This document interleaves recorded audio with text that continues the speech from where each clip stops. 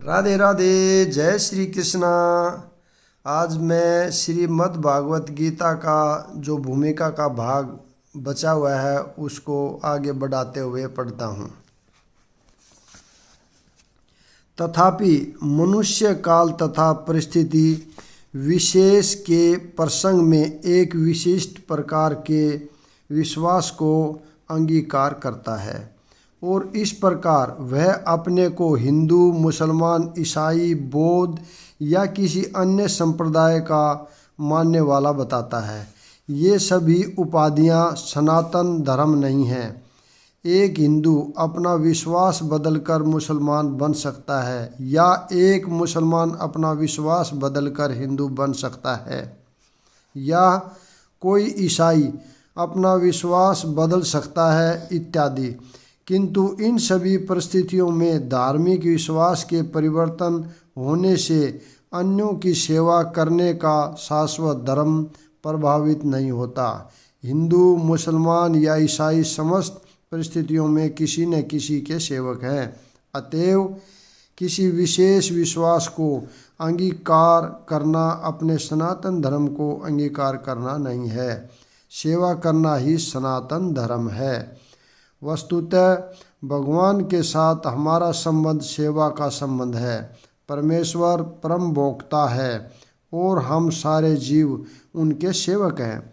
हम सब उनके भोग के लिए बने हैं और यदि हम भगवान के साथ उस नित्य भोग में भाग लेते हैं तो हम सुखी बनते हैं।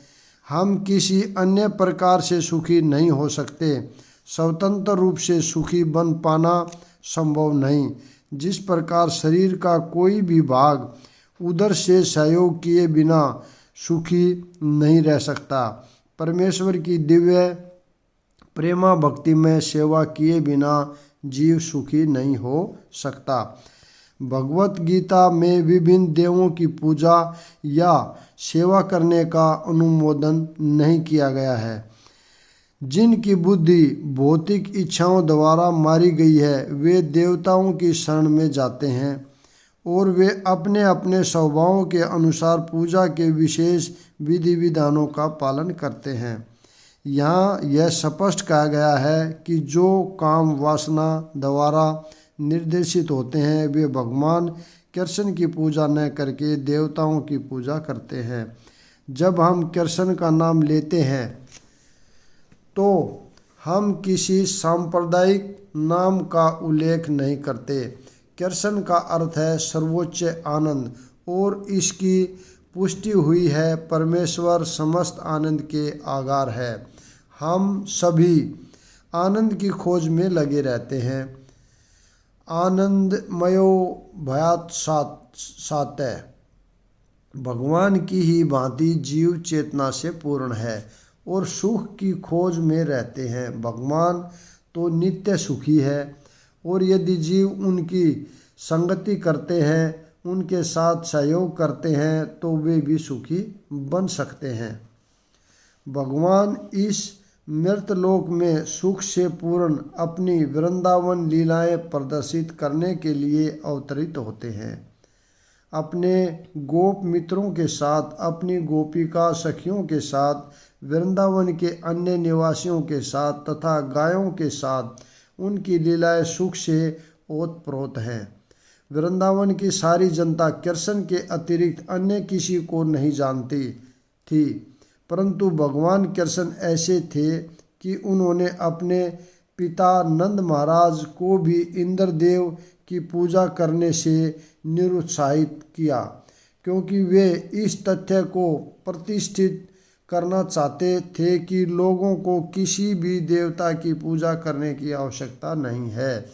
उन्हें एकमात्र परमेश्वर की पूजा करनी चाहिए, क्योंकि उनका चरम लक्ष्य भगवत धाम को वापस जाना है। भगवत गीता में भगवान श्री कृष्ण के धाम का वर्णन इस प्रकार हुआ है। मेरा परम धाम न तो सूर्य या चंद्रमा द्वारा न ही अग्नि या बिजली द्वारा प्रकाशित होता है। जो लोग वहां पहुंच जाते हैं वे इस भौतिक जगत में फिर कभी नहीं लौटते। यह श्लोक उस नित्य आकाश का वर्णन प्रस्तुत करता है। निसंदेह हमें आकाश की भौतिक धारणा है और हम इसे सूर्य, चंद्र, तारे आदि के संबंध में सोचते हैं, किंतु इस श्लोक में भगवान बताते हैं कि नित्य आकाश में सूर्य, चंद्र, अग्नि या बिजली किसी की आवश्यकता नहीं है, क्योंकि वह परमेश्वर से निकलने वाली ब्रह्मा ज्योति द्वारा प्रकाशित है। हम अन्य लोकों तक पहुँचने का कठिन प्रयास कर रहे हैं, लेकिन परमेश्वर के धाम को जानना कठिन नहीं है। यह धाम गोलोक कहा जाता है। ब्रह्मा संहिता में इसका अत्यंत सुंदर वर्णन मिलता है। गोलोक एवं निवसत्य खिलातम भूतम भूतय, भगवान अपने धाम गोलोक में नित्य वास करते हैं, फिर भी इस लोक से उन तक पहुंचा जा सकता है और ऐसा करने के लिए वे अपने सच्चिदानंद विग्रह रूप को व्यक्त करते हैं, जो उनका असली रूप है। जब वे इस रूप को प्रकट करते हैं तब हमें इसकी कल्पना करने की आवश्यकता नहीं रह जाती कि उनका रूप कैसा है। ऐसे चिंतन को निरुत्साहित करने के लिए ही वे अवतार लेते हैं और अपने श्याम सुंदर स्वरूप को प्रदर्शित करते हैं। दुर्भाग्यवश अल्पज्ञ लोग उनकी हंसी उड़ाते हैं, क्योंकि वे हमारे जैसे बनकर आते हैं और मनुष्य रूप धारण करके हमारे साथ खेलते कूदते हैं, लेकिन इस कारण हम यह नहीं सोचना चाहिए कि वे हमारी तरह हैं। वे अपनी सर्वशक्तिमता के कारण ही अपने वास्तविक रूप में हमारे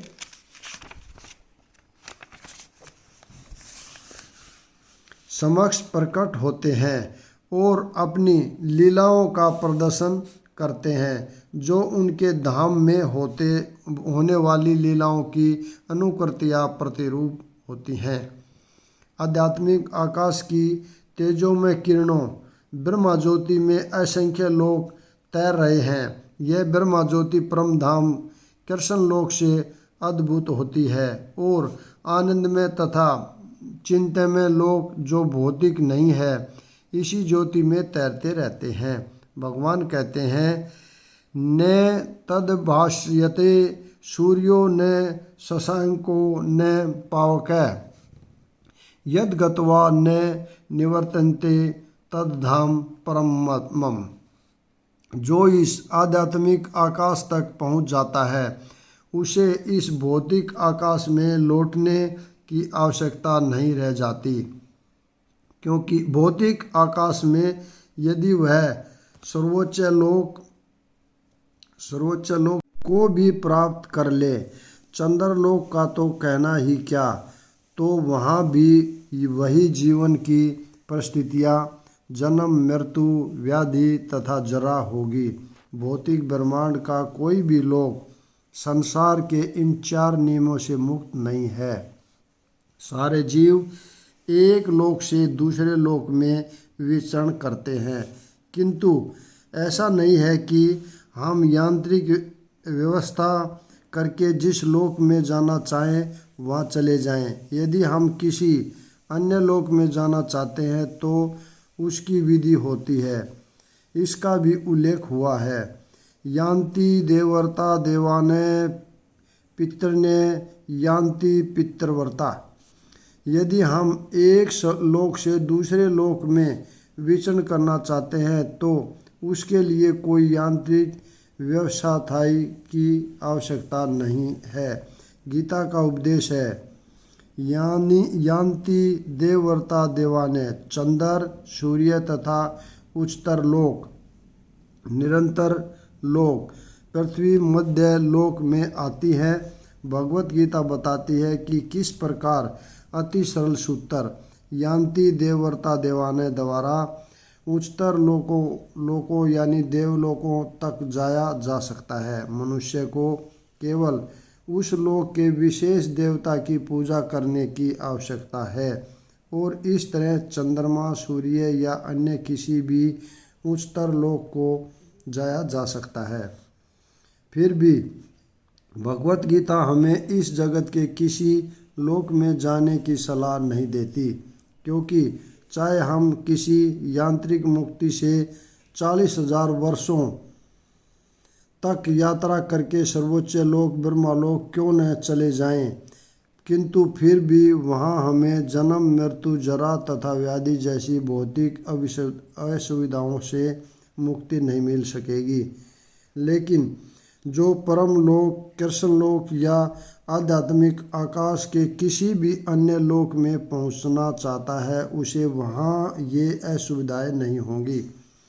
आध्यात्मिक आकाश में जितने भी लोक हैं, उनमें गोलोक वृंदावन नामक लोक सर्वश्रेष्ठ है, जो भगवान श्री कृष्ण का आदि धाम है।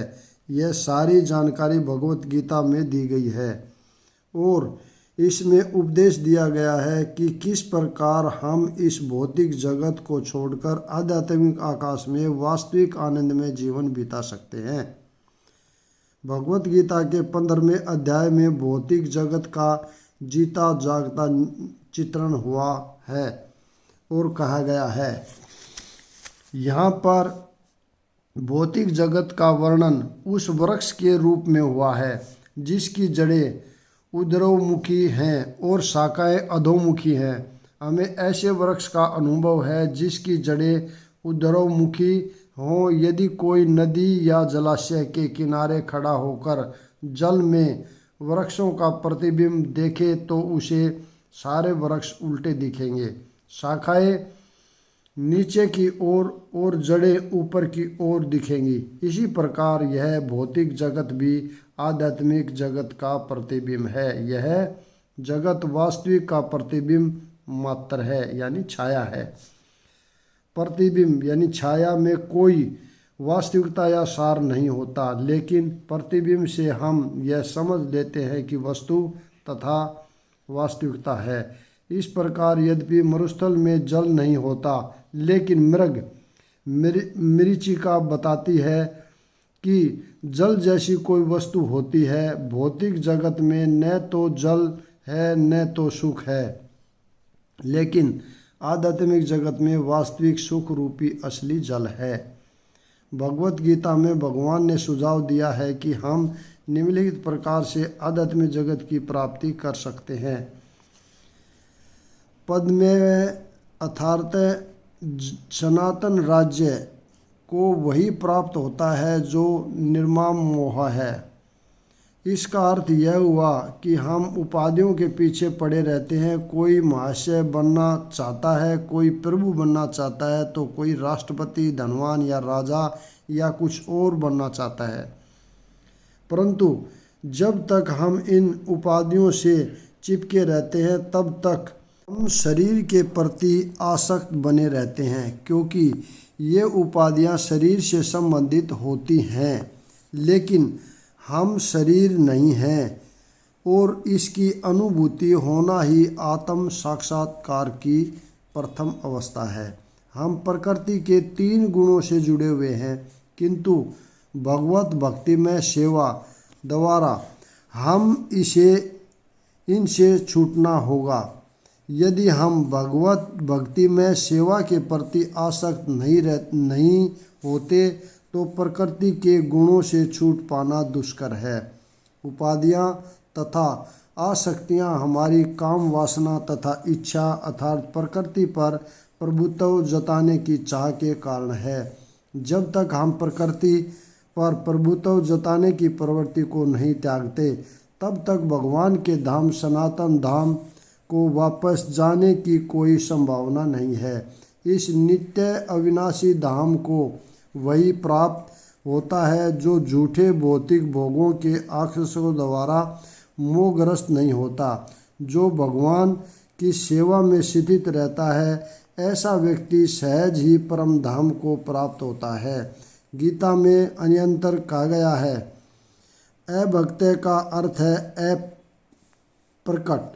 हमारे समक्ष सारा भौतिक जगत तक अप्रकट नहीं है। हमारी इंद्रियां इतनी अपूर्ण हैं कि हम इस ब्रह्मांड के सारे नक्षत्रों को भी नहीं देख पाते। वैदिक साहित्य से हमें सभी लोगों के विषय में प्रचुर जानकारी प्राप्त होती है।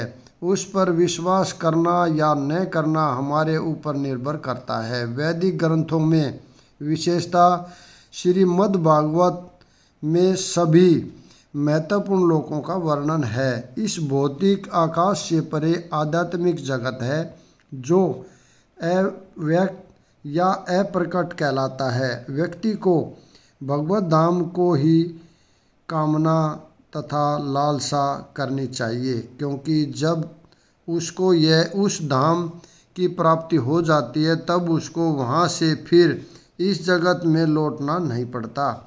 इसके बाद प्रश्न पूछा जा सकता है कि उस भगवत धाम तक कैसे पहुँचा जा सकता है। इसकी सूचना भगवत गीता के 8वें अध्याय में इस तरह दी गई है। अंत काले च मामेव समरण्य मुक्ता कलेवरम यह प्रयाति स मद्भावम याति नास्त्यंतर संशय। अंत काल में जो कोई मेरा स्मरण करते हुए शरीर त्याग करता है। ये बड़ा इम्पोर्टेंट बातें हैं, इसको ध्यानपूर्वक सुने।